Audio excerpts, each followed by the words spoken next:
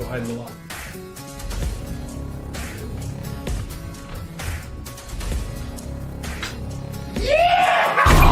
I'm here to collect Mr. Hawthorne's rent! Shut that please! Before I get you up and Christ almighty!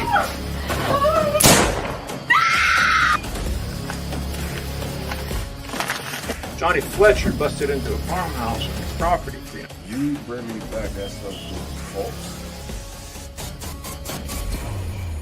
Well, well, look at what we have here.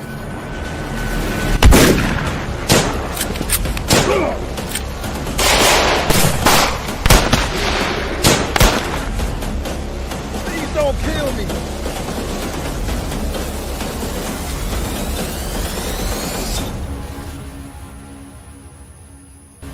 Gentleman John Fletcher!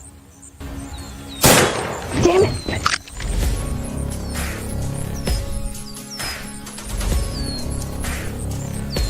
Johnny Fletcher! Don't make me chase you!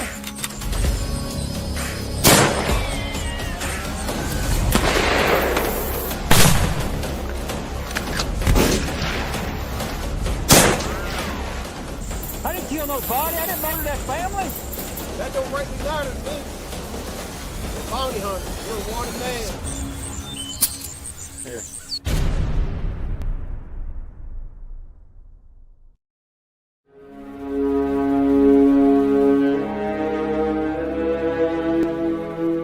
Out of the night that covers me, black is the pit from pole to pole. I thank whatever gods may be for my unconquerable soul.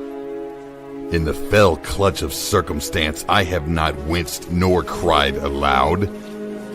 Under the bludgeoning of chance, my head is bloody, but unbowed.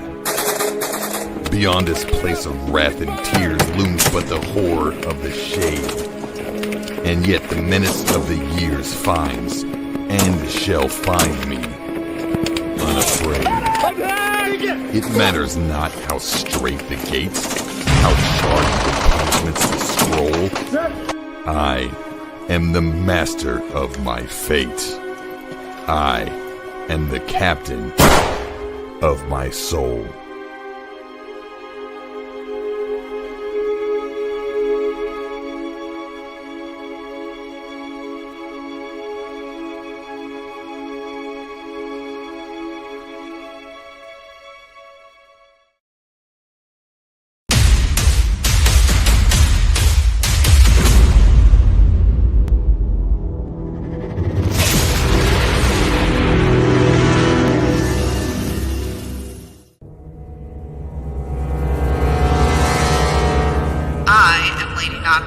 Stand down and no one has to die today. This only ends one way. They'll kill you all. Why not take your chances in a prison cell? Alright, I'm coming out. My lord, I have a report. Speak. Our latest assassination attempt on Lady Nocturne has failed.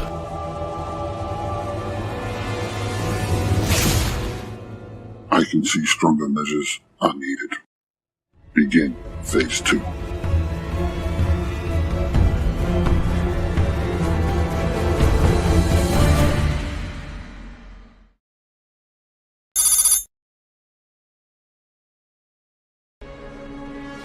Captured! The notorious Lady Nocturne has been brought in through the valiant efforts of the Void Cobras. Get on the damn bird. Prisoner, take 5 steps, then stop and turn to your right. But the pirates of Velix Mortis are far from defeated. My lord, I have a report. Let's cut to the chase, since we both know that this isn't a social call and you didn't come here to waste time. Fine. High Command is gambling that the attempt on your life by your so-called friends has made you willing to cooperate. Am I wasting my time now? What fate will befall the disgraced former pirate? The Minotaur sends his regards, traitor.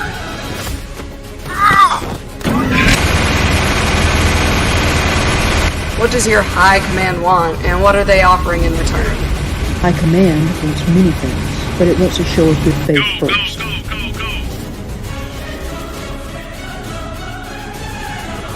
Fire Team 1, move up. Fire Team 2, covering fire. Bravo Team 1, push up. Bravo 2, give us support.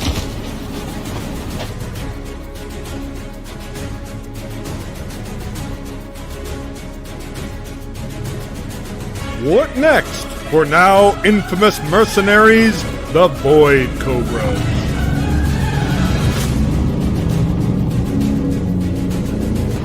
I want every last pirate I used to run with dead. I don't want to be watching over my shoulder every hour of every day.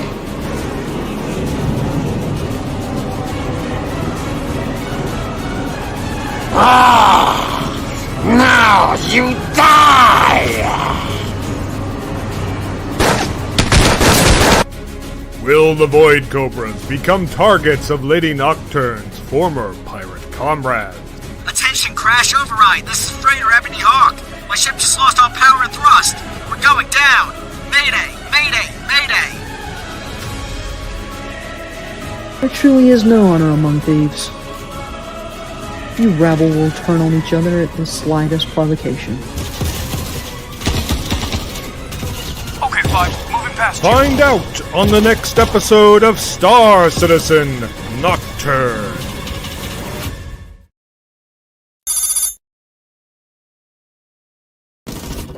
Jameson, you copy? Touch me now, I don't want to live without you. Nothing's gonna change my love for you. Jameson, we require immediate emergency extract. I don't know, man. It looks kind of hot over there. Of interest in my life to AIDS.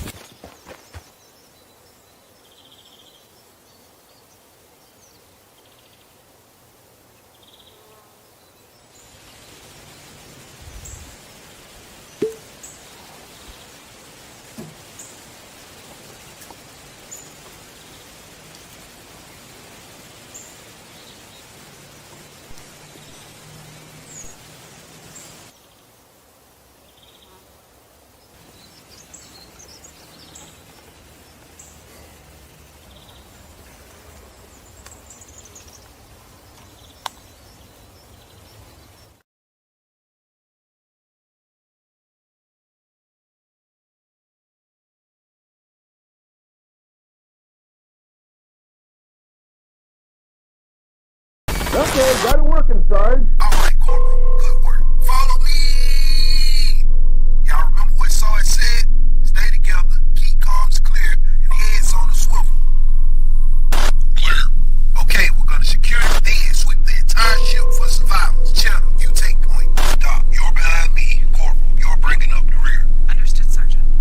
track. Oh shit, I just saw something.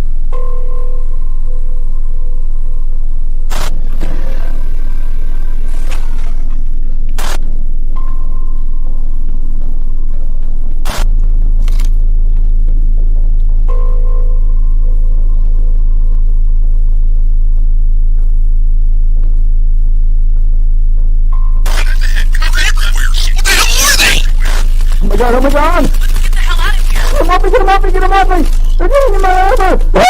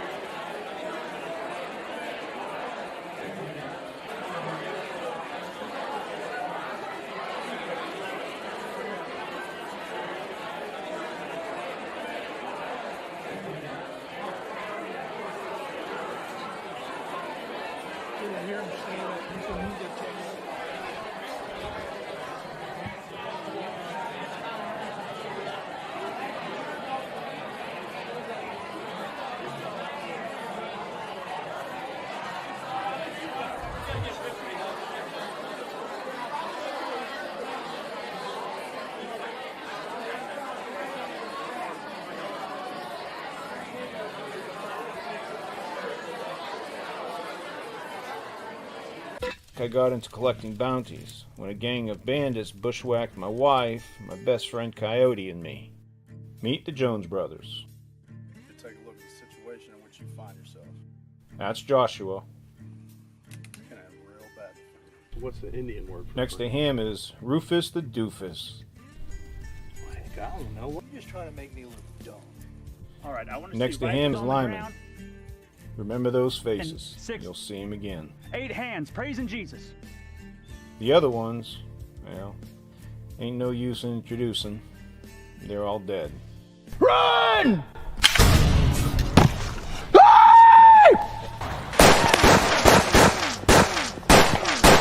Obadiah, get the saddlebags! I got I later discovered the Jones brothers were all wanted men. Figured I might as well get paid for taking my revenge. Man, we still wanted for justice. The post is still on the wall?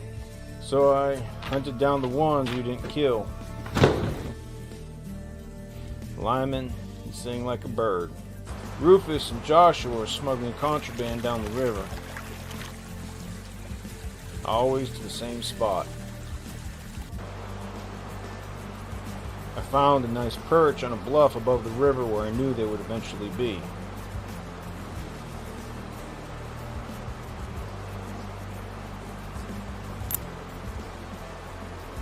During the war, I was a sharpshooter.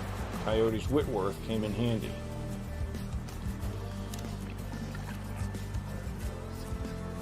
For weeks, I tracked them.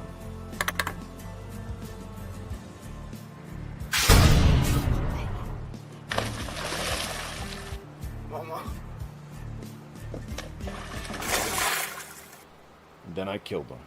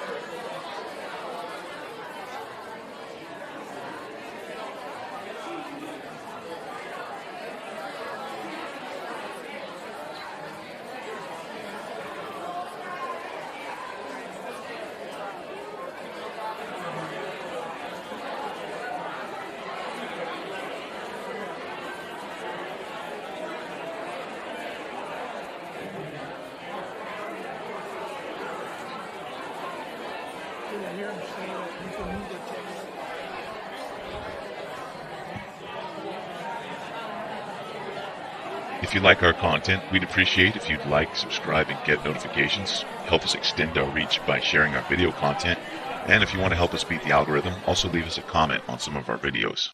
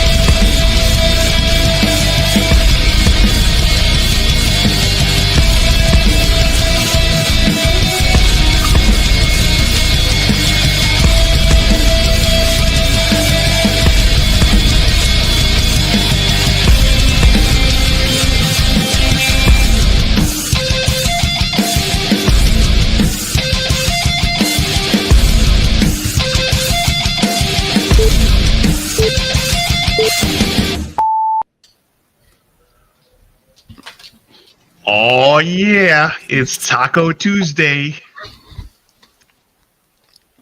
Oh yeah. Hey everyone. What's going on? You guys hear me okay this time? Yep. We can hear you okay. All right. Cool. Yep. Okay.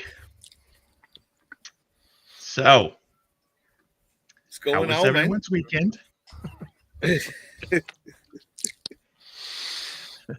Let's talk about it. Let's talk about it. All right. So I figured out how to toggle on the names again, so that way everybody's name appears underneath the in their profile picture, camera window, whatever you want to call it. So I fixed that. So I am not going to introduce myself. I'm going to let the other two admins and our two guests introduce themselves. And I'm presuming eventually Asia and Elo and Jen and V and Matt will probably log into StreamYard here in a minute. All right. Well, since everyone's so quiet, I'll go ahead and do it. I figured we'd do by seniority, so you know. Oh, is that how we're gonna do it? Apparently, I don't know. All right. Well, I'll tell you what. Drill Sergeant Admin Doug. Most of you, if you're on SOL or part of SOL in any way at all, you know who I am. And this weekend, I was not at the protests, any of them. I also was not watching the Orange Man celebrate himself with squeaky tanks and disgrace our entire country and our military by having a crowd so small that they could hear the squeaks. That's what most people don't understand is tanks don't have great suspension. I mean, at least they don't have VW suspension. They're not made to go in parades. But you normally won't hear that because there's a sycophantic group of millions that would be put to death if they didn't show up to cheer their leader. And that's one thing Trump doesn't have. And so, yeah, that's how that looked. I wasn't there for that either. But I'm happy to be here. Happy to start the conversation out just right. Happy to hear what we got, who we got on today. Who's next? All right. I'll go next. For those of you who don't know, I'm James. I'm also one of the Sons of Liberty admins. My weekend was it was fine. I also was not at the protests because I was tied up with getting on top of a lot of things in my personal life, which was not very fun. But I was making sure I kept my eyes on everything that was going on, tracking everything I could, so that way, even if I couldn't be out there, I was at least supporting the folks who were.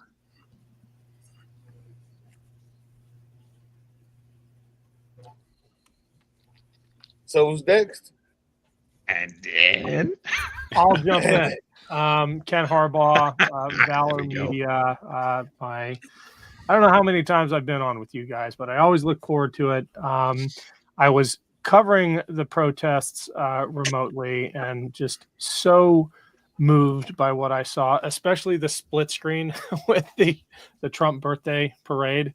That squeaky tank, I think, is going to go down in history. I don't know about you guys, but I thought it was a prank. I thought someone had dubbed that Looney Tunes soundtrack over the tank. It was actually what it sounded like. And then, man, I don't know if you saw the marching in front of their review stand or even better, the soundtrack. I mean, the Army chose Fortunate Son.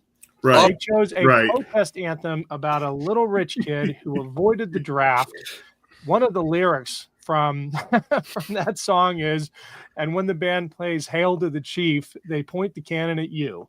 I think it might have been the most expensive prank in history, but I'm here for it. So, happy birthday, Foxtrot, Delta Tango.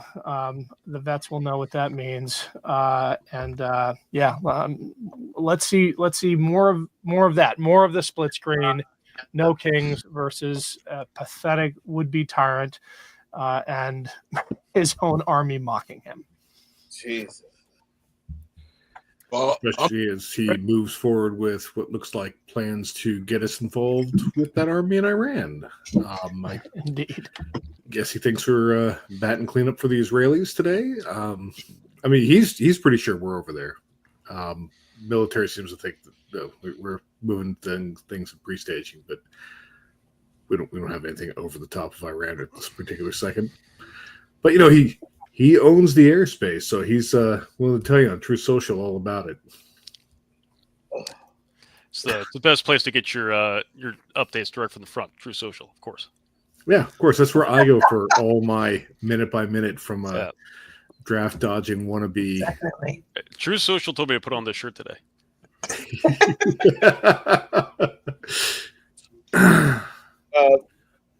If you really want, before I heard Malcolm about to introduce himself, but if you really want the best news, you got to go on Pete Hegseth's Signal chat. That is exactly what's going on the front lines, minute by minute. Journalists don't know about that. You just gotta ask his brother nicely for an invite. It's there, and it's the War Thunder Discord, because that's where you get the latest classified intel just brought right out to you. I heard Doug's going to be invited next because he's reporting for Sons of Liberty and Political Drain. So. Oh yeah, well, I told him I thought it was really cool, and they put me in immediately. Yeah, buddy. That's all I needed to say. As to that blood front, but it comes with the Trump cellular plan there, Brina. Malcolm Ritchie, go ahead. Hey, it's nice to see you again there, Big Sarge. Nice to see you. Sergeant Doug, too. And, boy, I had a fantastic time in Washington, D.C. They say that success goes to the bold, so I walked right up there when Ken had a minute. But, hey, Ken, come over here. And he was like, what the hell is this dude? Got in there and get it when you can. But, he was mentioning Looney Tunes, and my TikTok video today did just that. And, of course, I got a copyright strike. Been playing with the Looney Tunes. I mean, it's truly just if it wouldn't be so tragic, if it wouldn't be so tragic, it would be funny. And watching Big Sarge was one of the first things that spurred me to decide I was going to run for Congress. I got to give you credit. And then I met Doug. And that don't blame me for this. Then when I called Congressman Michael Ruley's number about 200 times and never got any response, I said, you know what? I'm going to run for Congress because this guy isn't doing anything at all. for this district. I don't even know why he's there. So I'm sure he doesn't know why he's there. I'm sure he doesn't care why he's there. So what? You're running in Ohio. What congressional district is this? the 6th congressional district, and part of it used to be Ken's district, but they redrew the lines. And of course, that is a right reserved to the Ohio State Legislature, which has been ruled by the Republican Party for about 40 years. So they redrew the district again. Now they're to redraw it again. I mean, it's just crazy the way they've drawn this thing the past couple of times. As one example, one of my big cities is Massillon, Ohio. Massillon, Ohio has the district boundary line run right through the center of the city of Massillon. I mean, it's the most ridiculous stuff I've ever seen. And you know, it's going to be a tough fight just because of what's going on and the way they've drawn the boundaries to favor the Republican Party. But you know, we're getting a lot of traction real quick. And I went to the protest in Youngstown, Ohio, No Kings protest on Saturday, and there was over people there, and they did let me speak, so that was really a good thing.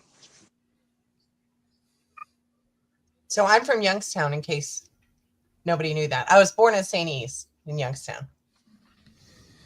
So not far from where you are, Malcolm Ritchie.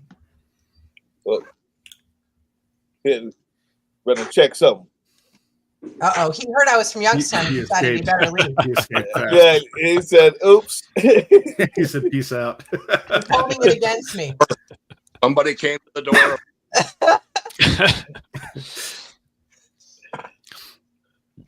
So a question for you, actually, being in Ohio, what is the what's kind of the pulse, the social pulse about Vance right now, back in the home state?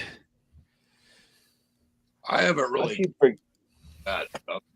We have a Democratic seems to be polling very well so far.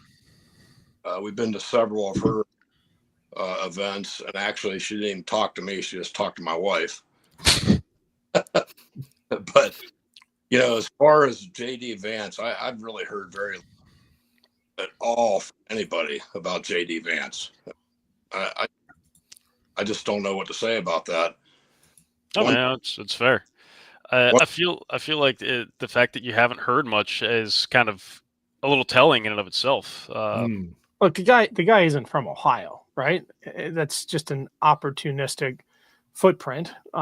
He is a chameleon, not just in where he's from, but in who he is. I get into arguments with Vance supporters all the time, including one big Vance funder who said, you know, I know J.D. Vance. He's not what you see on TV. And my response is, you can't know J.D. Vance because J.D. Vance doesn't even know J.D. Vance. Right. Look, I went to I was at Yale with J.D. Vance, right? And I've interviewed his roommate. I've talked to his professors. I've had the same professors. The guy has spent his entire life trying to imprint on a father figure. I'm not a shrink, but it's pretty clear when you look at his relationship with the billionaire Peter Thiel, when you look at just how he bent the knee to Donald Trump, this is a deeply psychically wounded person. And for Ohioans, I think the best/worst example of that was his victimization of a hardworking, loyal immigrant community in Springfield, Ohio. Yeah. By the way, that lie about eating cats and dogs, that came from a hardcore right-wing Nazi group called Blood Tribe. They invented this lie. It got traction. And when something like that gets traction and is deemed politically useful, the Republican Party of today runs with it. And its biggest cheerleader, that lie's biggest cheerleader, was J.D. Vance, talking about his home state. And when pressed on it, when it was when it was discovered that it was a lie, I mean, anyone who knows Ohio knows it was a lie, but when media actually turned up in Springfield, when the Republican officials in Springfield said this isn't happening, J.D. Vance's response on the record was, sometimes you have to make up stories to have the political effect you want. The Ohioans who know J.D. Vance know that side of him, and frankly are disgusted, especially the vets among us. You have a veteran from Ohio who lies about his state and victimizes its most vulnerable residents for political gain. And look, I don't know what else to say, but he is a disgrace to the uniform, to the Corps, and to the state that I call home. Oh, and make no mistake, that was a while ago, around the time he asked Zelensky if he'd even once said thank you. I asked Sarge to put a message in a video for me, to, essentially saying that I was embarrassed that I put on the same uniform he did. So more of that, I'm embarrassed that we got out at the same rank. Oh, fuck. Yeah, and by the way, anybody be a corporal these days. Yeah. Jesus. There's not really a reason for anybody to be embarrassed. He's the fucking disgrace. So it's not like, it's like we admitted this person into our clique and very quickly realized that was a mistake. That's about the only embarrassment. Well, fair. The real problem isn't J.D. Vance. The real problem is what Mr. Harbaugh, what Ken said. He knows somebody who funds him and tells him outright that he's not the same person you see on TV. Then why the fuck are you funding him? Why is that okay? At what point did that become okay? No, I know that he's lying to you. Don't worry about it. He's lying to get power. That's okay, right? The fact that you say that to somebody and that is the excuse and not the thing you're hiding lets me know that politics is a game that's all about this TV show, the reality show, the moneyed interest, and that's why we have a Trump. The mere fact that somebody looks you in your face and says, I'm giving money to this candidate because I know him personally, he's really cool, but he just plays an asshole on TV so he can get elected, lets me know that that's the same guy who will do the same thing in Congress and as vice president for power. And 100%. Yep. Well, it also tells you that he knows what he's saying and doing and pushing for is wrong. Makes it even worse. If he's not willing to act the same in private, then he knows the way he's behaving in public is wrong. Which just makes it even more reprehensible. That's the reason why there'll never be all of these other sycophants can't be Trump. All of them are evil. Many of them are smarter.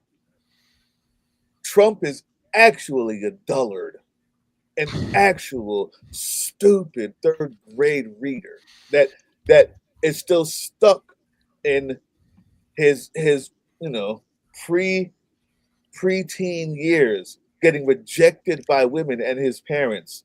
Like, he's still there.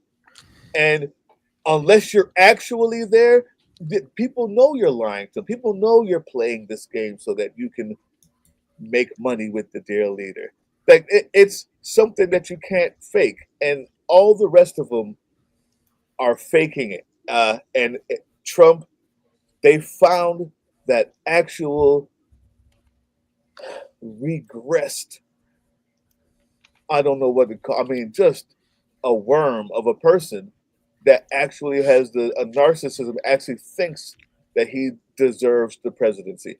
And it's so hard to find someone that actually fantastically bad at everything and stupid on purpose.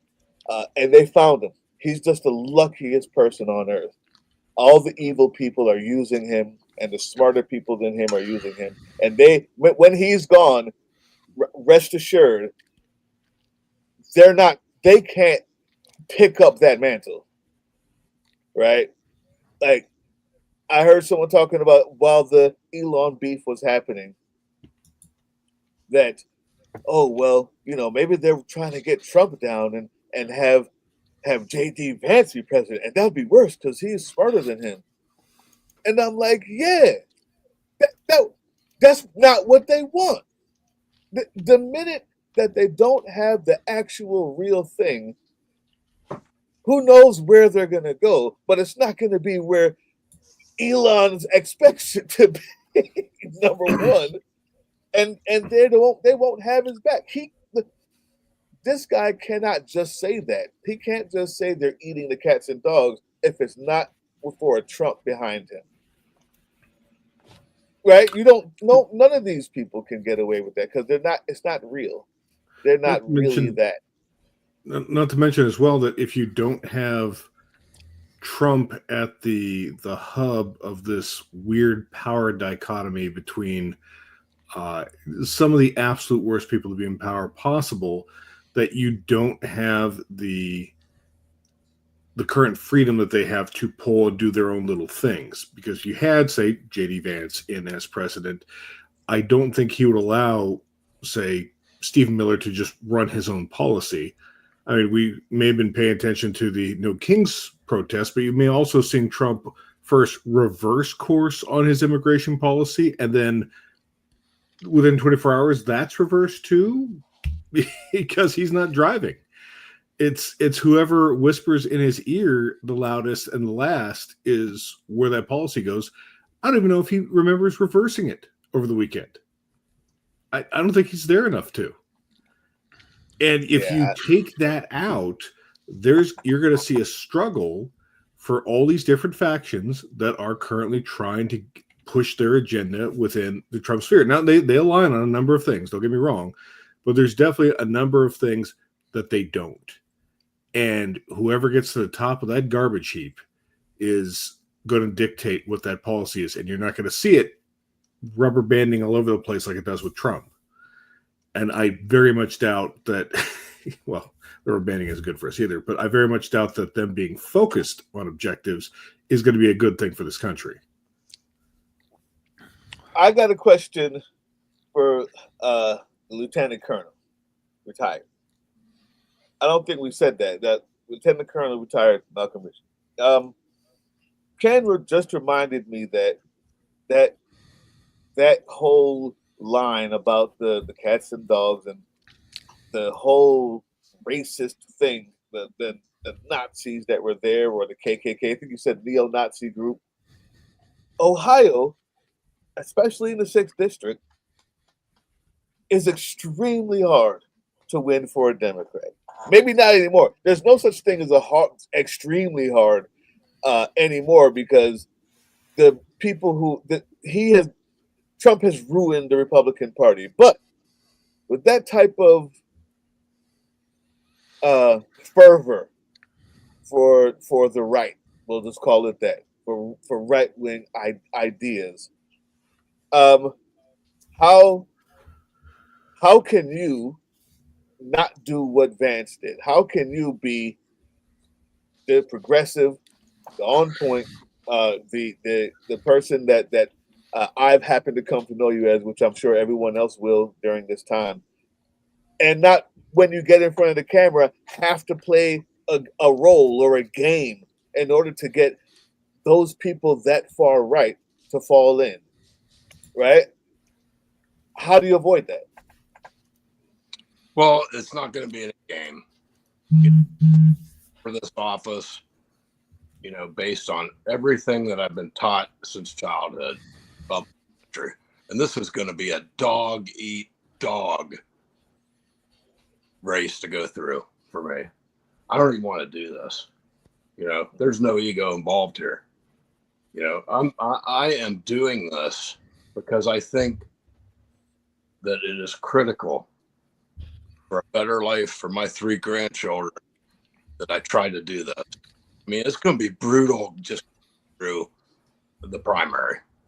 I've been the county Republican county Democratic Party very supportive so far. but I've had a couple of problems with a couple of county chairmen. So I have an opponent in the primary, Michael Kripchak. We have met and talked. And I said, look, friends, no matter what happens with us, if you win this primary, I support you 100%. I'll do everything I can do to help them. So, we're offering choice, and we're out there every day running for 11 counties. I just went to Washington County Democratic meeting in Marietta. I'm getting a lot of good support. And of course, it's the bylaws of the Ohio Democratic Party that, in a primary race, they cannot endorse either candidate. So, but I'm still getting a lot of support, what I'm doing. And I'm not going to change my focus for any reason at all. And, I'm going into VFWs. I'm a life member of the VFW. There's a lot of red country support in the VFWs, but I'm starting to see it cracking, because as some of these veterans from Vietnam, Iraq, and Afghanistan are seeing what's going on here, they're being shook out of the stupor that they're in, and they're starting to do critical thinking. And actually, the Vietnam vets are the ones that are coming up to me the most, saying this is completely insane. So, I'm going to stick on message to why I'm in this race in the first place, because, we're going to have to rebuild this country. If we win the House of Representatives in 2026, and we somehow manage to save the country and the Constitution, the mess that we are going to spend the next 10 to 20 years cleaning up is going to be a massive undertaking. And only the most serious people should be involved in this process. And once we get rid of these morons like Mike Ruley, at least he can come out and run his mouth. He doesn't say anything. The last post he on his Facebook page was a big, beautiful bill. Okay. I put my butt online going to protest. I put my butt online going to the Russell Senate building 2 weeks ago. Went in to talk to Senator Houston's staff and say, you know what? If you pass this big, beautiful bill, you're committing political suicide at this point, because people are very unhappy. Unfortunately, it came to this. But, hey, look, we're human beings. A lot of times, until it affects us directly, we don't give a shit.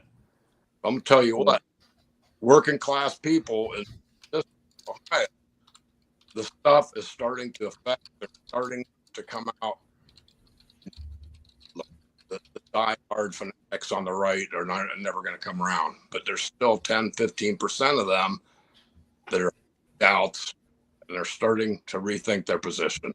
I've had conversation after conversation, especially with veterans and VFW, that they're saying, this is not normal. This is not what we signed up for.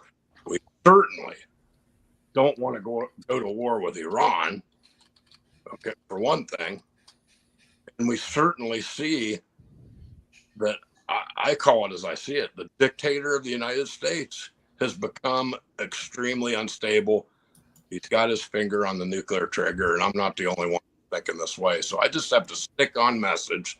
I have to energize my base of Democrats so that I can win this primary. And of course, I think I'm going to get this job done, having been a combat veteran and 3 tours in Iraq. All the hell that I saw, this is going to be a tough campaign, but it's not going to be anything compared to being a company commander in 2006 and 2007 in Iraq. So I'm not shaking. I'm not nervous, and I'm not afraid. And people, I know it's coming. There's people around here that are going to know where I live. They're going to get a hold of some of my information. And I know the threats are coming. My Michael Kripchak, my opponent in the primary, when he ran against Mike Ruley in the special election and the general election last year, he got death threats. So as soon as I start to get noticed, and if I win the primary, I know what's coming. It doesn't scare me in the least. So I think I'm the one to go in there for the people of this district to turn this thing around, because, man, it is a difficult job of rebuilding this country that we've had since the Civil War. So that's what I got to say about it, Doug. I love it. I love it. So great. Now, your opponent in the primary is the guy that lost the special election to the current representative. Is that right? Well, what happened was you had Bill Johnson was representative for the 6th district. He got offered the job of president of Youngstown State University. It's also guy's a rabid Christian nationalist on top of it. Oh. He chose to take the job as president of Youngstown State University. So of course the Republican Party reserves the right to, fill in, and after 90 days they have to have a special election. So they chose Ohio State Senator Michael Ruley to fill in, and then a special election after 90 days. Special elections are notorious getting about 1/3 if of the voters to go and vote, and that's exactly what happened. About 1/3 of the voters went to vote. Michael Ruley won. By how much in that one? Then we went to the general election, and Kripchak got less than 1/3 of the vote, I believe. Didn't look all this stuff up. Look, he's a good guy. He's an Air Force Academy graduate, 8 years in the U.S. Air Force. And I don't have anything against him whatsoever. I just think that I have more experience, especially, I was talking about today on my TikTok video, which has got the most views I ever got on anything. I mean, I was just blown away.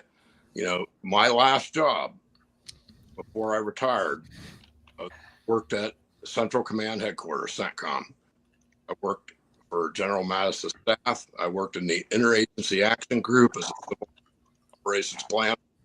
And I worked on the Iran plan. Now, of course, I can't talk about the Iran plan, even though it was 2012. I don't want to lose my pension. But the only thing I will say is that any people have not experienced the military operations that's chomping at the bit. Oh, we're going to go smash Iran and all this. No, it's not going to be easy, folks. I'm telling you. It looks like Iran is down and out for it's not true. They strike back in multiple ways. They've still got thousands of missiles. They got tens of thousands, and use their proxies, and wouldn't that they have. Oh, just cutting in and out. I wouldn't even doubt from Iran that will start operations within our own country and do terror actions if we attack them. So this is not just we're on the verge of catastrophic warfare that's going to cost us if we don't to a stop. So, serious business.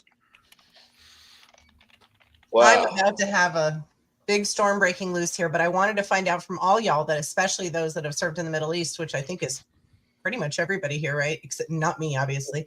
Except me. What do you make of all this?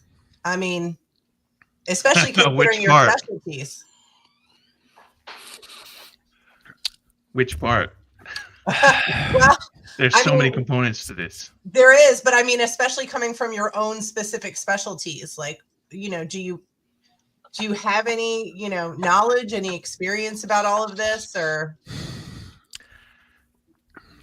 My experiences with Iran are pretty much that when when 9/11 happened, Iran was like, "Oh, you need to get across our airspace? Oh, go right ahead, no problem, none whatsoever." Totally compliant, because I think deep down they were like, "Let's not fuck with these guys at all right now." And realistically speaking, Iran hasn't really invaded anybody in ages. And yes, they fund, one or two terrorism groups that act as proxies, but ultimately their government doesn't really reflect the Iranian people the way that I understand it. A lot of the people, the citizens of Iran, are like basically being held hostage the same way that we are. We have a shit government and a whole bunch of people that are like, "No, we don't want this." So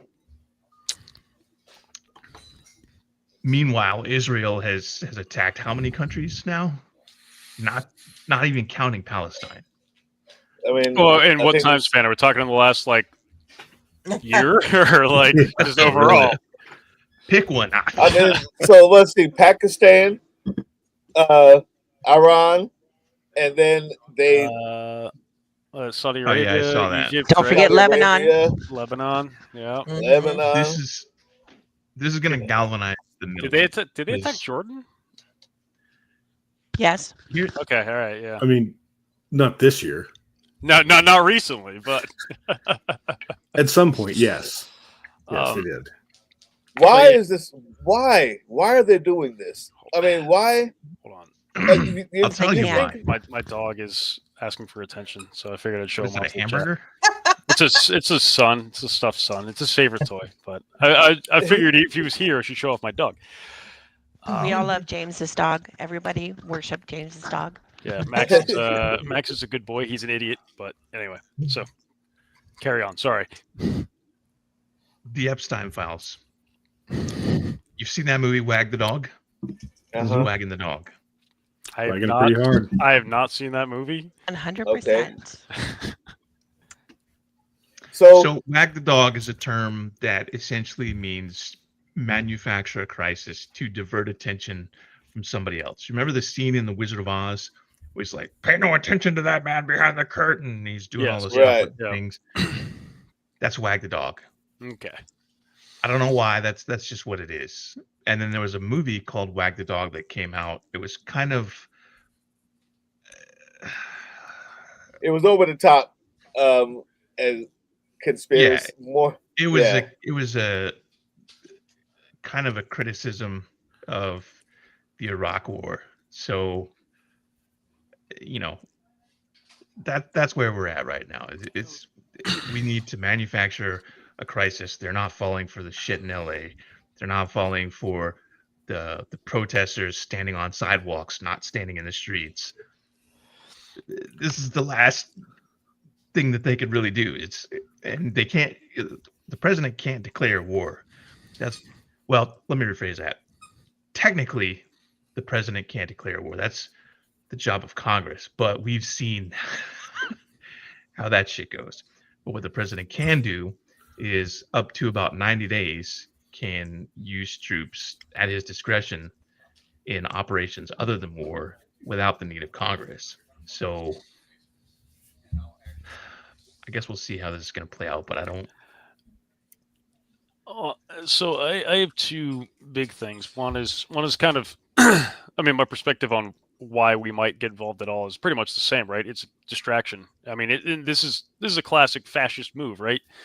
Things aren't going well. The people aren't really responding well to you trying to consolidate power, which the American people are not responding well to Trump. Thank fucking the blood god. Corn. All praise. Yeah. Praise be to corn. Oh boy. And you can just use my fucking Warhammer models in the background here. But anyway. So this is a common tactic for a lot of like fascist and authoritarian governments, right? To start a war, start something to both distract the people and be like, hey, there's your enemy. Go funnel energy into that. Trying to manufacture consent. But I think, but my question is, I understand if I mean, that's one of the many things that Trump is trying to do and his regime. They realize that they hit the ground running too hard and got too much of a backlash. Too many people are getting hurt, so they can't, they can't manufacture it through the normal channels of racism like they thought they would. Fine. Well, my question is, why is Israel? I mean, you're already attacking Gaza. You already got what you need. Why are they consistently trying to destroy themselves and leave themselves nobody? Is that also just because they're hoping America, from the way that what's his name is talking, it seems like he's trying to get America to join at all costs. Yes.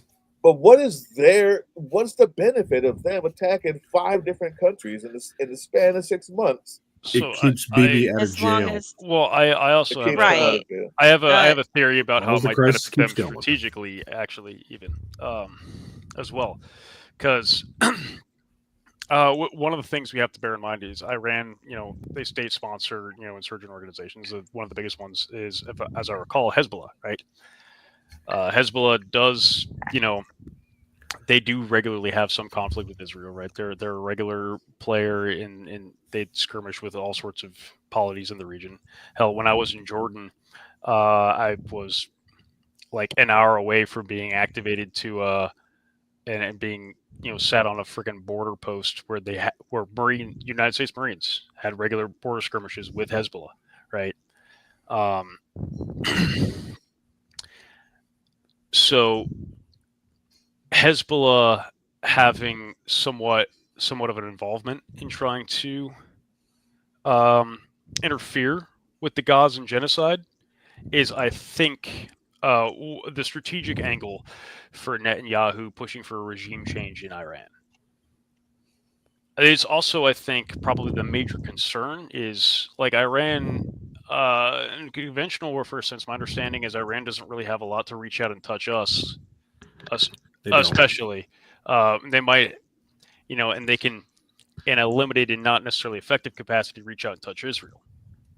But they have their state-sponsored proxies, which can infiltrate and, utilize terror tactics to do some significant damage, especially given,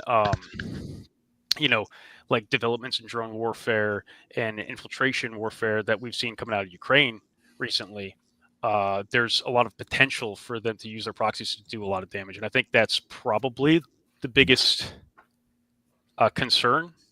I mean, take that with a grain of salt. Like, I'm some dipshit reservist corporal, but like that from what I know, that's kind of where my head's at with it.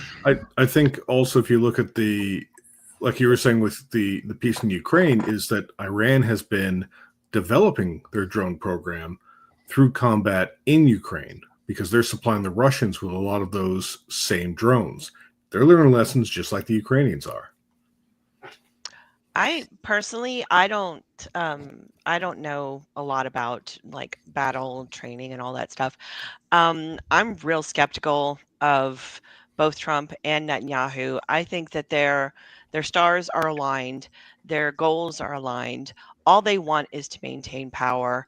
The entire point of all of this is to effectively stay in war. Go to war, stay in war. If you go to war and you stay in war, you stay in power. That's the way dictators do it. That's the way authoritarians do it.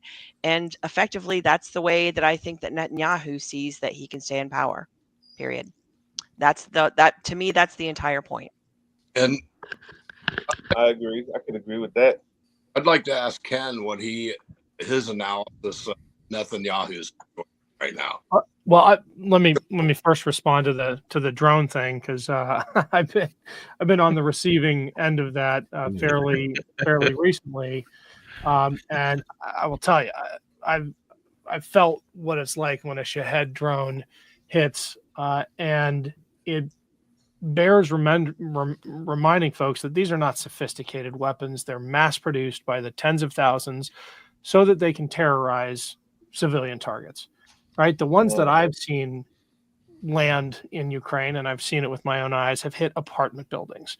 That I've seen like up close. I've also seen the aftermath of them hitting hospitals and schools. That's what these drones are good for. And you're absolutely right. The Iranians are probably learning just as quickly as the Ukrainians are how the next war is going to be fought. I mean, Ukraine is inventing the way of warfare for generations to come. I was in Ukraine when Operation Spiderweb unfolded, and we'll never forget the Russian counterattack. It was absolutely brutal and continues to this day. I think the real challenge in parsing an unfolding geopolitical event like this, when one of the protagonists is Netanyahu and when another semi-protagonist is Donald Trump, is that we can no longer trust what we're hearing from our own government. You can no longer trust what a democratically elected leader is saying, because democracy has become so corrupted. And it didn't used to be that way. Look, I was never that naive about the trustworthiness of the American government, but you have to admit it was different 10 years ago, even 5 years ago. Today, even under Biden, my default position is don't believe them. My default position used to be, trust but verify. Now it's don't trust and don't believe anything they say. And that is a huge problem when it comes to anything national security related. If you're wondering why the Ukrainians kept Operation Spiderweb from the Trump administration, it's because they can't trust him, right? Yeah. And it also raises this notion that America has become a spectator that has to react to events, not lead events. That's my other big takeaway about what is happening. We are no longer setting the agenda. We are no longer telling our allies what they can and can't do, or telling our enemies what they better not do. We are reacting to events that other people are initiating. And that is not the behavior of a superpower. I think those days are gone, and it's Donald Trump and Pete Hegseth's fault. And I got to run because I got some family stuff. I'm going to try to hop back on. But my 2 cents for what it's worth. Thanks, Always worth having you, Ken. Man. Thank you. You bet. Thanks for being here, Ken. You got it. Thanks, Ken. In there, I want to bring something up, which, certainly if Rumsfeld and Bush and Cheney didn't pay any attention to it, Trump and Hegseth aren't going to pay attention to it either. Okay. Yeah. Let's get sucked into this damn thing against the people, of course, but still, there's no civil military operations plan. What do we do afterwards? Right. Why we lost Afghanistan. When we started out, we did it right.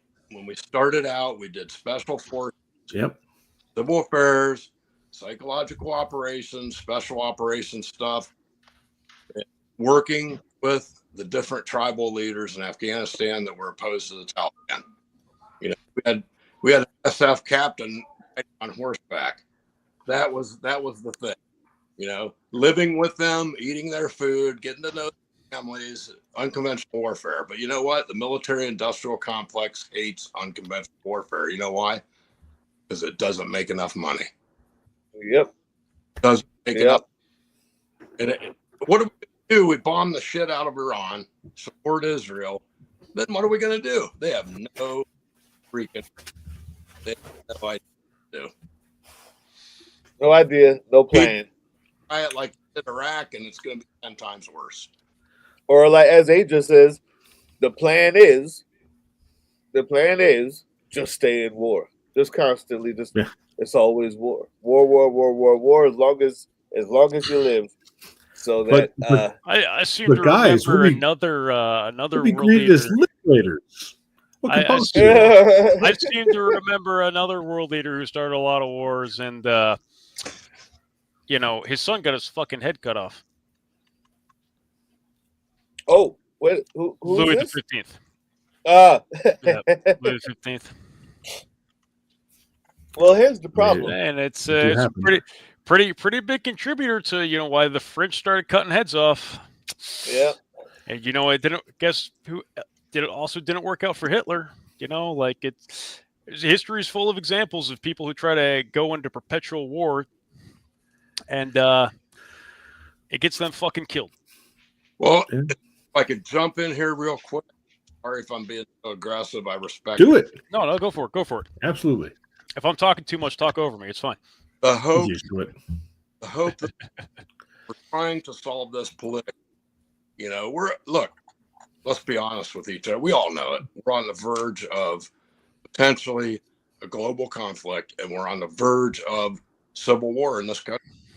Let's just admit it right now to ourselves. Okay? People like myself, Vice Admiral Laubacher in Colorado, Major Ojeda in North Carolina, and Sergeant DeVito in Alabama. Okay? If we can all get elected in the 2026 midterm election, we turn the House of Representatives, and we put a halt to all this insanity. We put a halt to it. We put a Speaker of the House for the Democratic Party in. You know, and look, Democratic Party is not perfect. I've had some trouble with them already, but it's all we got. You know, it's all we got. We get the House, put a stop to this, and then we start to rebuild. How? I'd like to know how, because I'm gonna tell you, with all due respect, Lieutenant Colonel, with all due respect, I would love to see how. Because if you're in there and you have the Speaker of the House, you better make sure that the Speaker of the House isn't also being paid by the same people that the Republicans are, which has been what we've been going through, why we have Trump now. Preach. Right? How? Go ahead. That's four of us' responsibility, and maybe we can put some kind of coalition together between four of us to force the next Speaker of the House, that will be a Democrat, to force him to, first off, I'm not going to say within 24 hours. We all know how that goes. But first agenda we're going to be on to repeal the Homeland Security Act. That's got to be number one on the agenda. Repeal the Homeland Security Act. Okay? And then we can is the Immigration Customs Enforcement Agency, or do away with it altogether. I don't know. Can you committee meeting? Can the House repeal and voted on? Has already been voted on by both houses, right? Well, the House can submit a bill that would repeal the legislation. Right. So The Senate would also be, have to. Yeah, it would still have to be voted on by the Senate, but that's something the House can put forward. Yes. Okay. Oh, I certainly would put that forward. You know. Yeah. They say you're the junior representative from Ohio. That's not going to stop me from writing up a bill and putting it in committee. And if you got the four of us and a retired vice admiral as a member of the House in Colorado, I mean, I think we could be a strong force to really turn this thing around. That's the only hope we got, and that's what we're for. You know, this has got to be a political. Well, I would love to see that. I do want to point out there is the potential that you might have a lot more allies that are more broadly aligned and breaking ranks with the Democratic establishment. Because, I mean, as far as the Democratic Party, we all know, like, we all have brains. We know the Democratic establishment specifically and the DNC are the issue, right? But there are more. We're seeing a fair few amount of people running for congressional office in both, I think mostly in House of Representatives, but also in the Senate, who are, in the same boat as you, where they're pissed off, right? This isn't working. Like, we're not getting things done. People aren't being represented. Fuck it, I'm going to do it myself. I think there's the potential for a lot of incoming young Democratic representatives to align, like you were saying, But I think your idea of the number, right, is maybe too limited. Start trying to become a powerful voting bloc, and it might take some time, but I think it will potentially go a long way towards pushing the DNC to actually get their heads on straight and stop doing stupid fucking shit like firing David Hogg. Yeah. I would like to see that coalition, though, of hardcore vets who we know are fighters join the Progressive Caucus, right?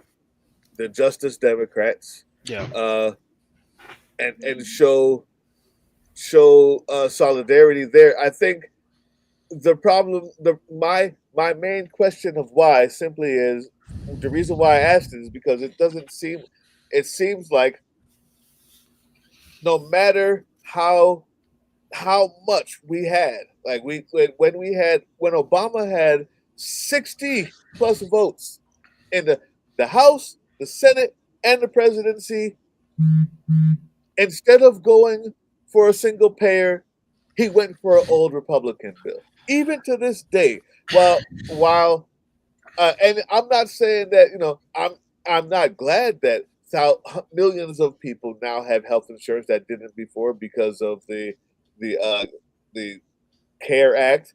What was it? Days, Yeah, yeah. Obamacare, but the truth is, we have to.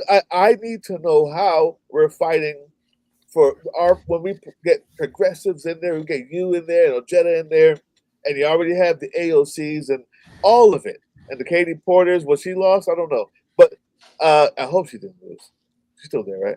Anyway, the point is, even with all these numbers, I need to see some sort of a plan, and not today, but I want to be thinking of a plan on how to, whether it's taking money from them, whether it's finding a way to squeeze their bases, primary them, squeeze their monies from Wall Street, whatever it is, find a way to get these people who just seem to always want to play around middle game, center right. The people who always find a way to get mad at trans folks when the truth is they lost MAGA for a different reason. The people like Newsom, who no matter how good he gets, he finds a way to throw the trans folks under the bus. or the homeless folks. Or the homeless folks under the bus. The people like the guy in New York who goes, well, you know what? If Kamala didn't, harp on the trans and the gay thing, if we weren't so woke, we might have won. What do you mean? She never talked about it because they're scared to talk about it. And it's like they're always handing these bones to people who will never vote for them. And as long as we have those people in there, now first of all, we got to elect you, fine. And I'm not ever saying don't elect a Democrat. What I want to see is a plan to stifle those idiots, to stifle those greedy bastards. And having a plan from that congressional leadership point, right? It's going to pay dividends, and like there's definitely a role that the people still have to play in all of this, of course, right? Like we can't let pressure off of the Democratic Party, right? We still have to be going out there and demonstrating. Like, unfortunately, in my opinion, the Democratic establishment needs to be like almost as much of a target as the GOP right now because of their complacency. And we, as the general people, can't let our foot off the gas. Even after the Trump regime, we can't let our foot off the gas.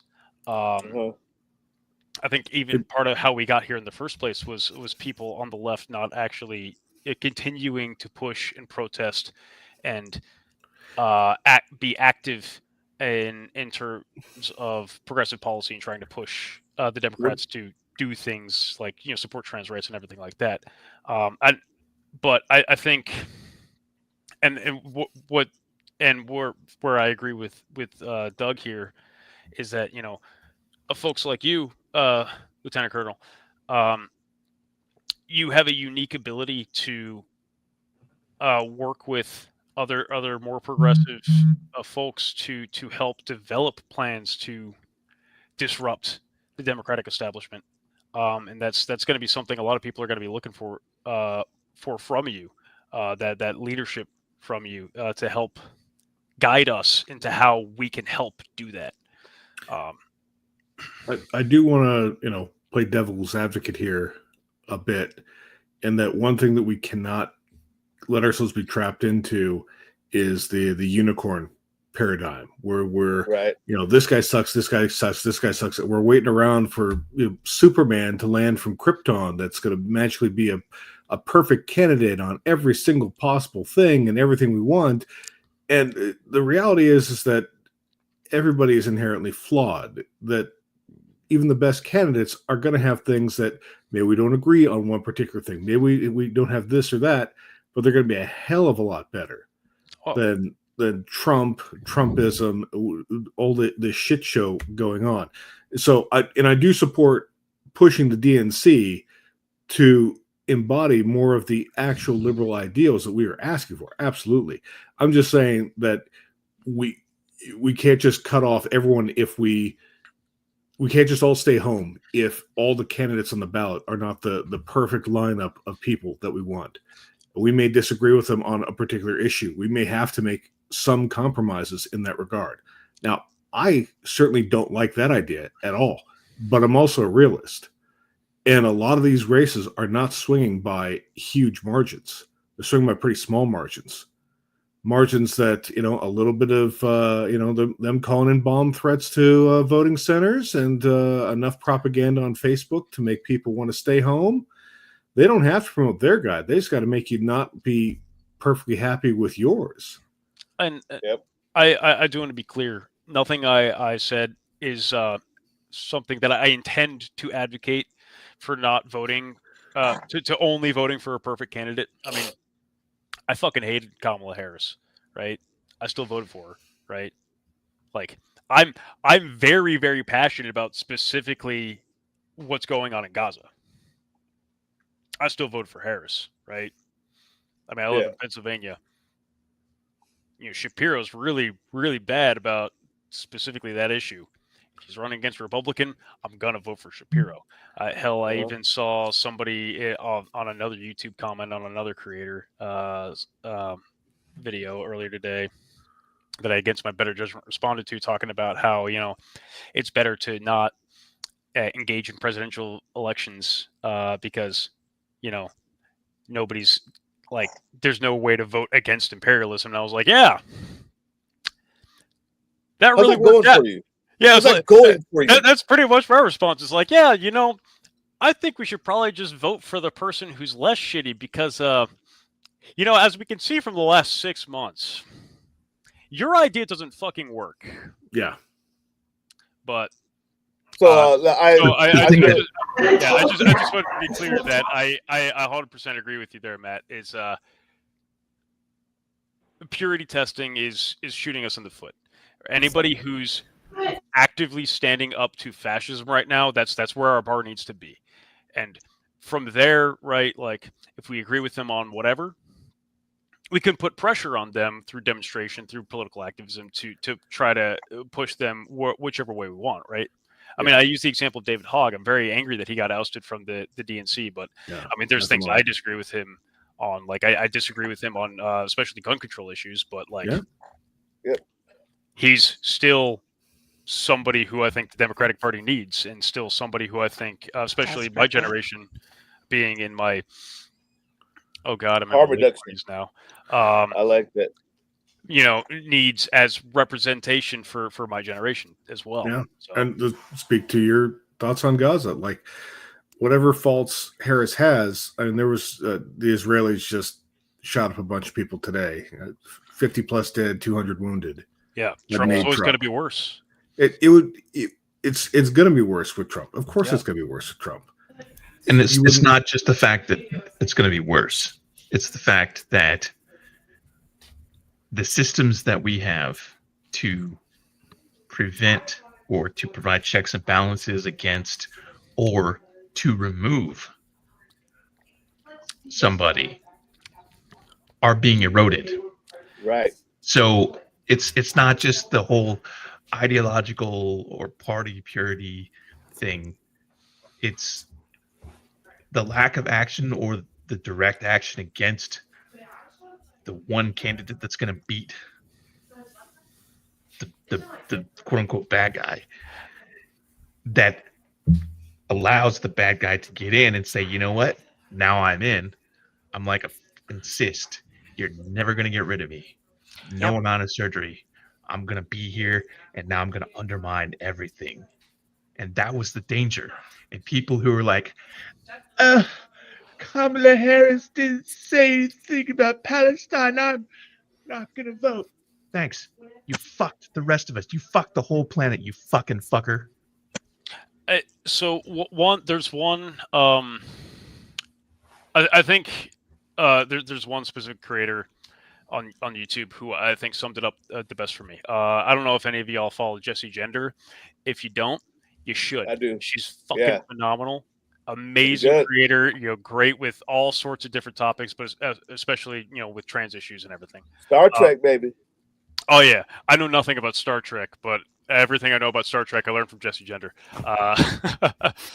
But she said right before the election in one of her videos, she was saying that as a leftist, and I'm paraphrasing here, but she was saying as a leftist,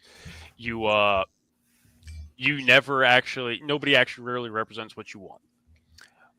But one of the things you get to choose in an election are the conditions you organize under. Are you going to organize under somebody who is at least going to be slightly more amenable to your message? Are you going to organize under somebody who's going to allow you to organize and try less to gerrymander and disenfranchise folks? Are you going to or are you going to organize under somebody who's going to do what Donald Trump is doing? Yeah. Right. And I'm a fucking, social democrat just as much as a bunch of other people, right? Like, I would love to see all sorts of lefty commie bullshit.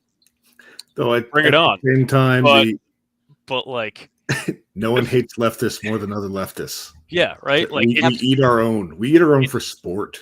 It's eating your own to like working within. Like I know the Democrats represent the status quo, and I hate the status quo.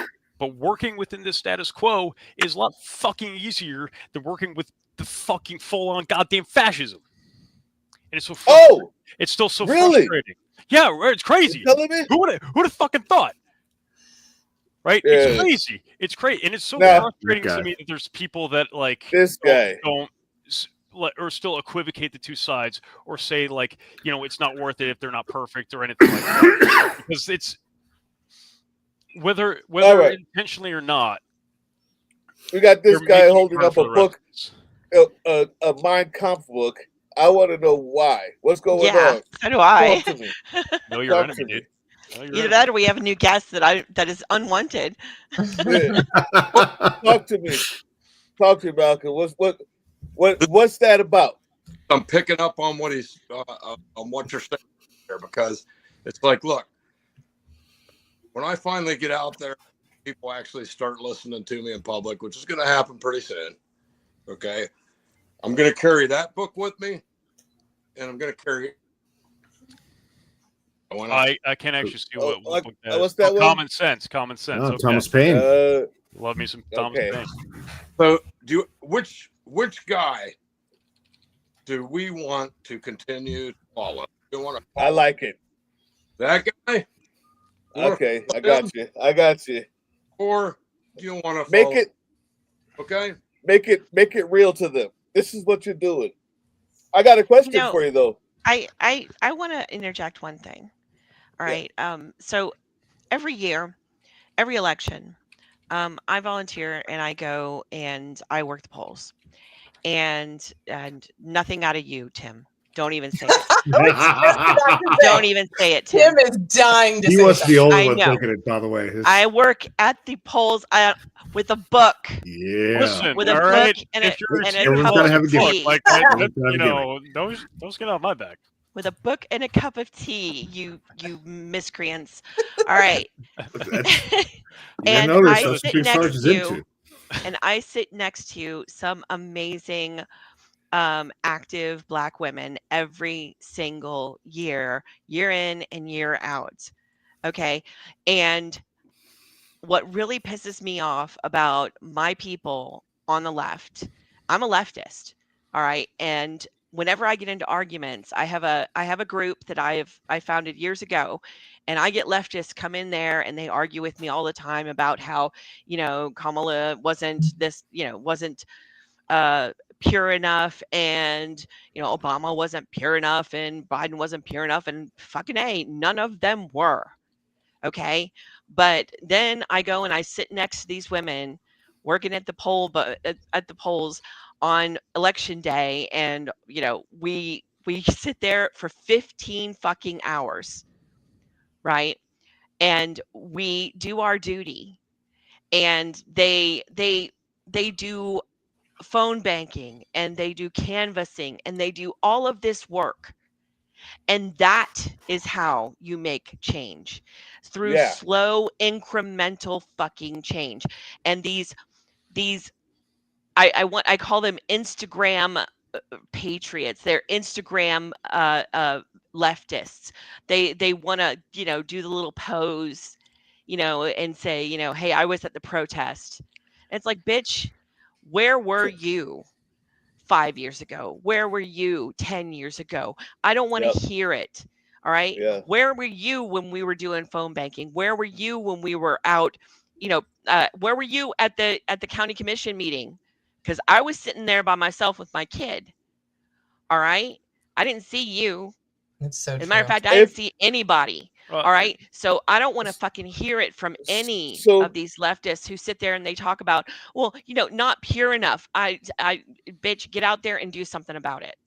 So you got to change it from you got to be the change. It's all about we the people. So one thing is if we get through this, it's not a guarantee. I say we are. I say we're going to win. They don't have the numbers. If we get on the other side of this, it will behoove all of us to make channels like this, channels like Political Drain, channels like The Enemy from Within. It behooves all of us to make activism a part of daily life, a part of how we teach our kids, a part of how we do education, a part of how we do church, a part of how we do work, a part of how we do library, a part of how we do school.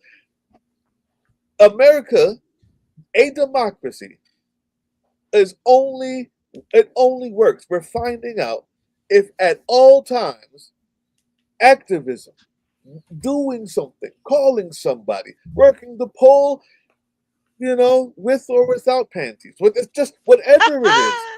With you, it was only because you said so. It's only because you said so. I knew you couldn't. You just couldn't stop from bullying me, could you? No. Always gotta bully. No. I love it. And all I'm saying is, it needs. I think after this, we'll realize that they spent 50 years trying to overturn Roe versus Wade and get a dictatorship. They had think tanks working on it. They had entire channels and presidents built to do what we're here for today, and got it right. While we said, "Oh, they said we got this." That's it. You don't know how many black folks. I can say this. Probably the only one I'll take it from is a lot of black people decided that, well, we don't have a leader anymore. This is something that in the black community we talk about. You're looking at look behind the scenes.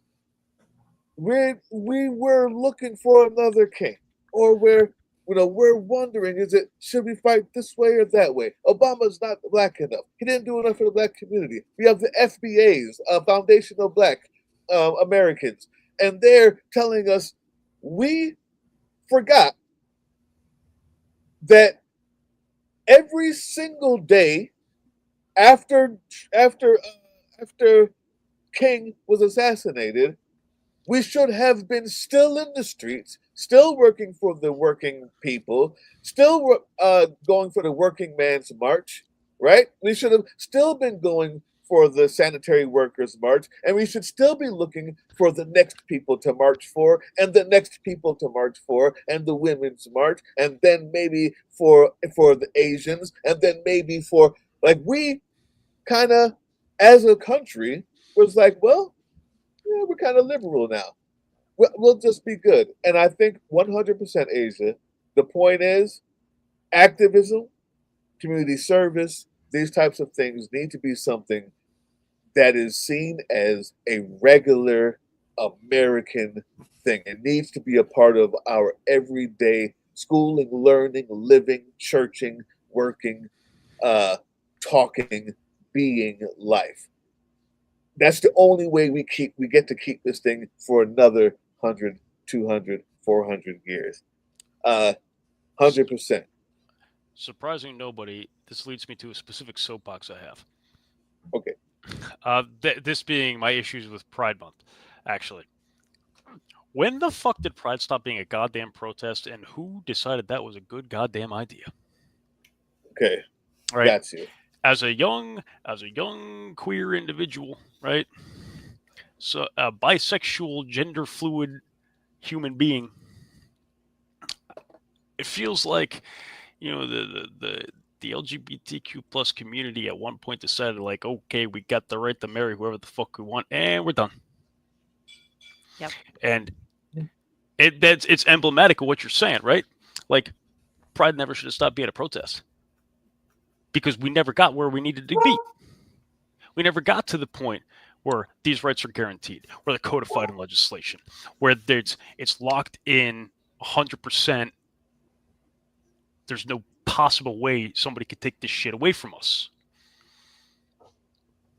And it plays right into that thing of, Americans, I think as a whole,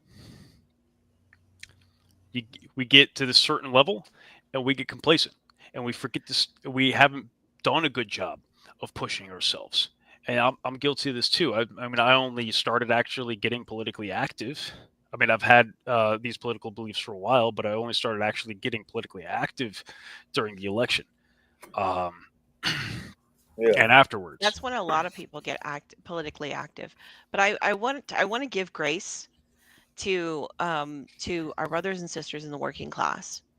All right, because we need to also acknowledge something that over the past, I want to say, I was wearing, I took it off earlier, my t-shirt that said Reagan ruined everything, because he did. And ever since Reagan, the working class has had a foot on its neck. And we have been forced into a debt society where, in order to stay above, with our heads above water, we've had to take on more and more and more debt and work more hours. And we were, Gen Xers were brought up to believe that the more hours that you worked, the better you were, and you were going to get something at the end, some kind of a, some reward at the end. We never got.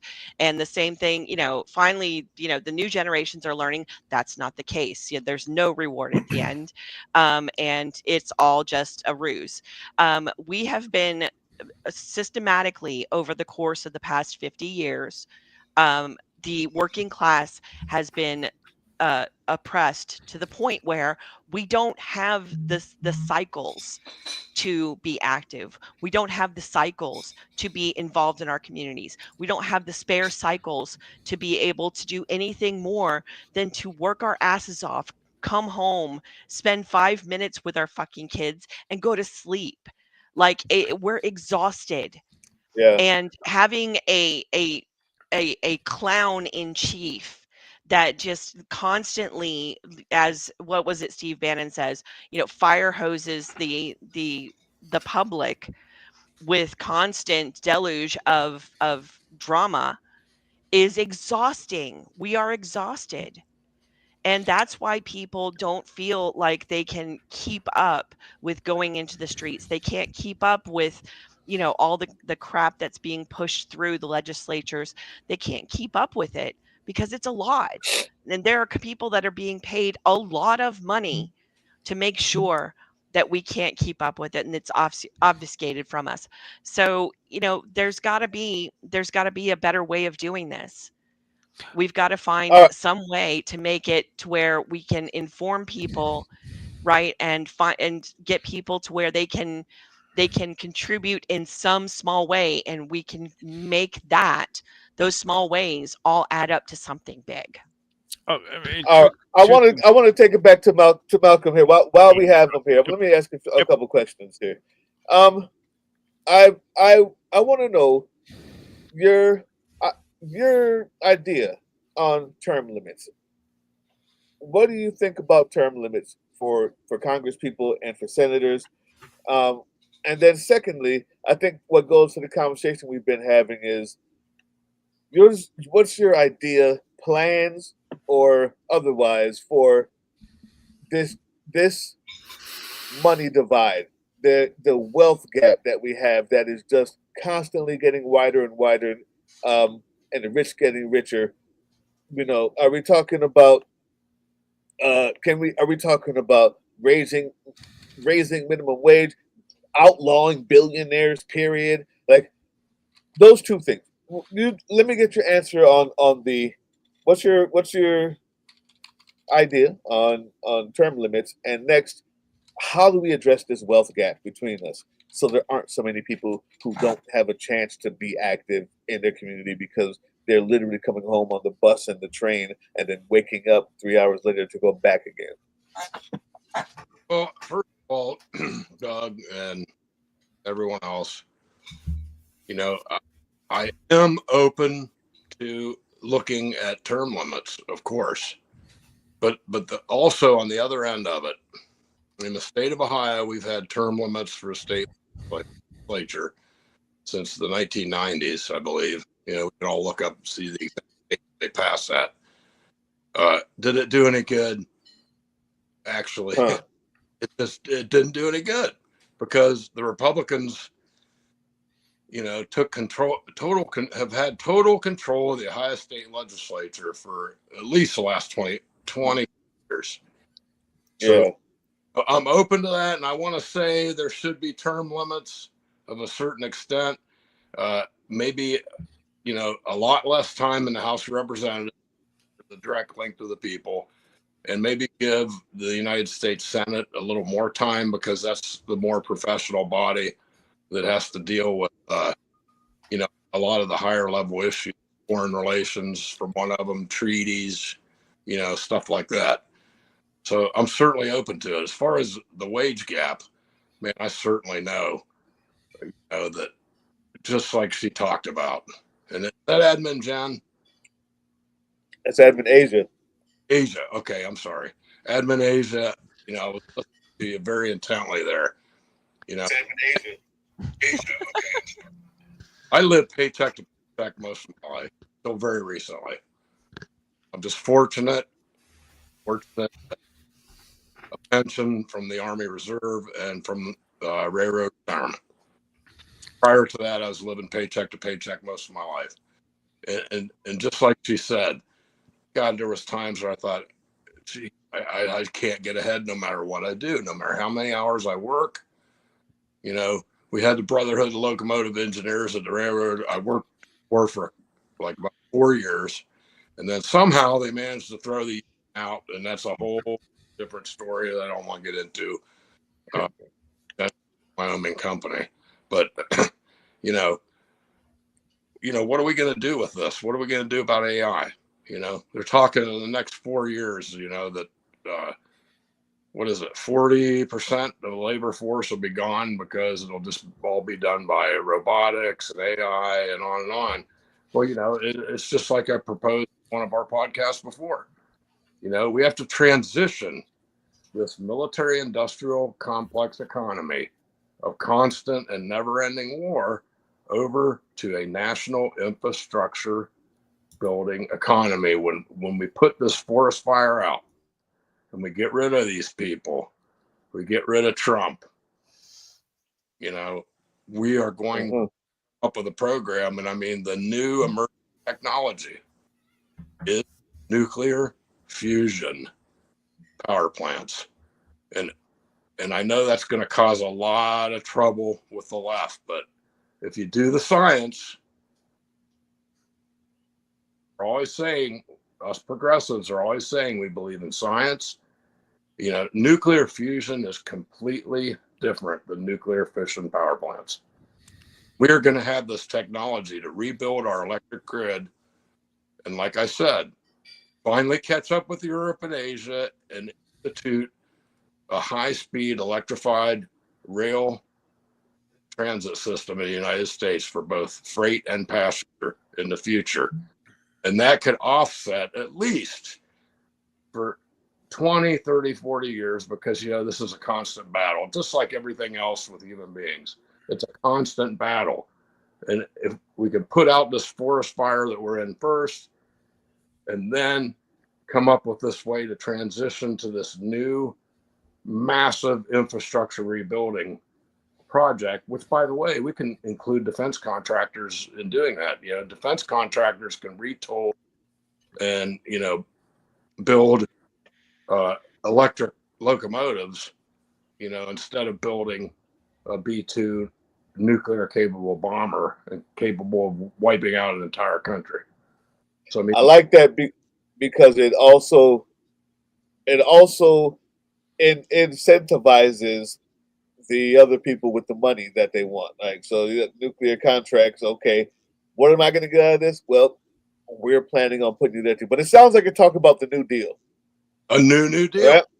Yeah. Yep. Well, we also need, when you spoke about AI, in Europe, they have made it to where AI is regulated to where it cannot be used by the military.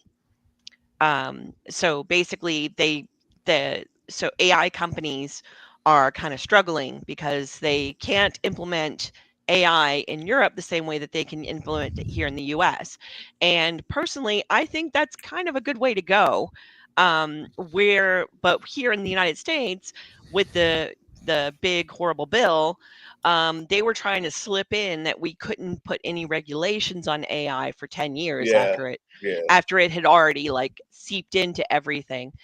You know, so we need to make sure that we rein that in, and we put, you know, we slap regulations on that. You know, and we start forcing these AI companies to, you know, code their products so that they are cognizant of and aware of the people that they're supposed to serve, because otherwise we're going to be dealing with a big monster in, you know, like 10 years, if we're lucky, only 10 years. But I mean, it's, you know, and I know it sounds like, you know, doom and gloom, but it's, you know, if you listen to some of the founders that helped to create AI, they've been raising, you know, alarms about it. And you know, having our military have access to something like that, AI picking out, you know, targets and things like that. That's what Israel was doing. They were using AI to help them find targets in Gaza, and we saw how that turned out. So, you know, we need to be able to put the same kind of regulations on it as, you know, as other countries that are smarter than us apparently have. I mean, we are a young democracy, and we need to kind of take some of the ideas that older democracies and older countries have taken and, you know, apply them to ourselves.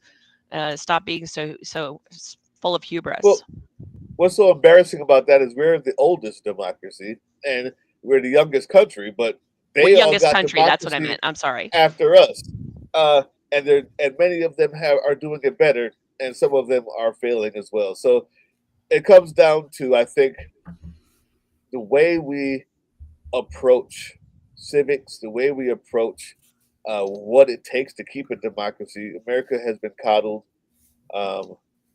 America, the reason why those black ladies that you work with are going so hard is because they have not been coddled. They understand that there's always been a regime against them. They understand that they have to always be fighting and they have to always be volunteering and thinking about the next thing. And I think after this, hopefully everybody figures that out. Like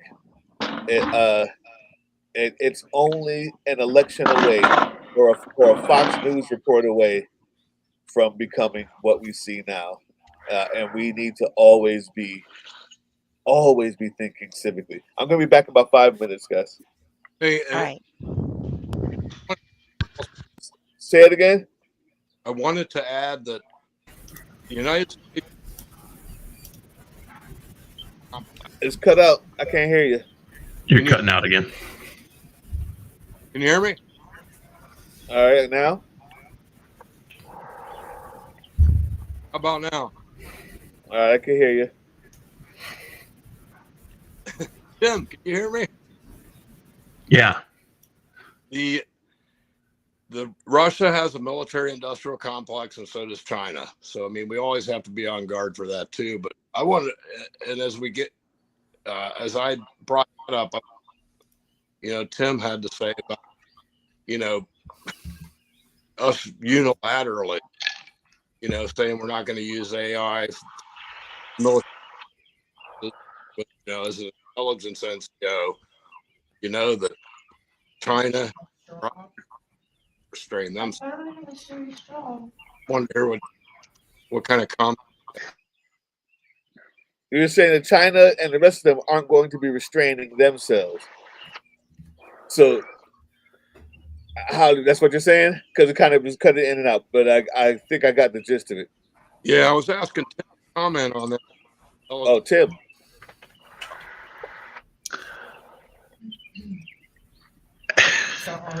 I'm in too raw of a place to comment on AI right now. I'm still mulling over this news that they just appointed a bunch of tech oligarchs from AI industries to the rank of lieutenant colonel in the U.S. Army. Didn't even earn it. What? Yeah, y'all didn't see that? No, I did not see that. It was What like the 4 or fuck? 5 dudes. There was like a Holy guy shit. from Palantir, a guy from Meta. Oh my and God. some other people that they just promoted to the rank of lieutenant colonel. It's 05. What the fuck? Exactly. There's not enough alcohol in this world to fucking It tell really me tonight. isn't. I know, right? I need more of these. I'm half a bottle of Merlot in, and I'm not emotionally prepared for this. Holy! So I have a list of topics for this week that are all veteran focused. Today was the veterans getting arrested, the elderly Vietnam veterans getting arrested. Tomorrow, I wanted to do both of them today, but I couldn't. Tomorrow is going to be the VA now allowed to discriminate against unmarried veterans and Democrat veterans. And then if I have time, I'm going to work in the announcement that these 4 or 5 douchebags got promoted to just random civilians. They haven't no military experience, haven't been to OCS, nothing. They were just like, I gotta go. Nah, I'll be back in 5. I cannot. Let me let that sink in before I respond. I'll be back in 5. Well, see, the problem is that's going to be our time for today. So yeah, I was just about to say, aren't we all hopping off to Ojeda? Yeah. Ojeda. It's Ojeda time, y'all. Ojeda time. It's Ojeda time, and I want to let people go so they can go watch that stream. Love you guys. Love you guys. Thank you for tuning in. Mr. Ritchie, Well, thank you. Thank you for being here. Thank you for asking for answering all these questions for you. Yes, thank you for being here. Man, you guys are great. Thank you. And hopefully you'll come back on with us. Yes, please come back. Always. Awesome. Ritchie for Congress. That's going to be our time for today. Upcoming live streams this coming Thursday, we have Deja Fox a young progressive Gen Z candidate running for Arizona's 7th Congressional District. That'll be 7 p.m. Eastern, as per usual, here on the Sons of Liberty live stream. Hell yeah. Next Tuesday, we have Sunny from Tell the People podcast. She uses her platform to tell people about the businesses that support various candidates and politicians, to include Velveeta Voldemort. I'm also trying to align my schedule so that I can link up with Jolly Good Ginger, who I got to hang out with at the March 14th protest. He is Ginger an Army. Fest. Come on, I want to So join. I have this idea, and I haven't run it by him yet, but I want to invite Angry Ginger, Jolly Good Ginger, and then I'll just be Scottish Ginger Ninja. What about me? What about me? I'm a ginger. Yeah, bring you Ava gotta- along. Okay, but you got to turn your camera on for this one because it's got to be like The ginger. Yeah. My The gingers all have to be together. my beard grows in red. Does that count? grow What it if I out. get Yeah. a wig? Yeah, I'll have to grow it out here. Red-headed Oh, yeah. admin Jen? All right. Jolly Good Ginger is an Army military intelligence veteran, like me, who served in Iraq and Afghanistan, also like me. So if it's an if, because he's got a busy schedule, and he's got like 5 million followers, and we got like not even 100,000. So if you're watching this and you are not part of the Fam of Liberty on the Sons of Liberty Discord server, then in the immortal words of every redneck first sergeant that ever did first sergeant with a redneck, go on, fix yourself, private. That's going to be our time for today. I want to thank everybody for tuning in to the Sons of Liberty live stream. Malcolm Ritchie, retired Army Lieutenant Colonel, and Ken Harbaugh, a retired Navy. I'm not sure of his rank, but I know he flew planes, so he was like an officer. Lieutenant, Guys, I want to thank you guys for tuning in. Also, Admin Asia, Admin Jen, Admin Doug, Admin Matt, and Admin James. Always a pleasure to have you guys. Liberty1765.com. You never plug me. Liberty1765.com. Yes, that is our website that we have up and running. I plugged that today in today's video. Thank you. All right. 2 claps and a y'all. rig. Woo! All right. Have a good night, y'all.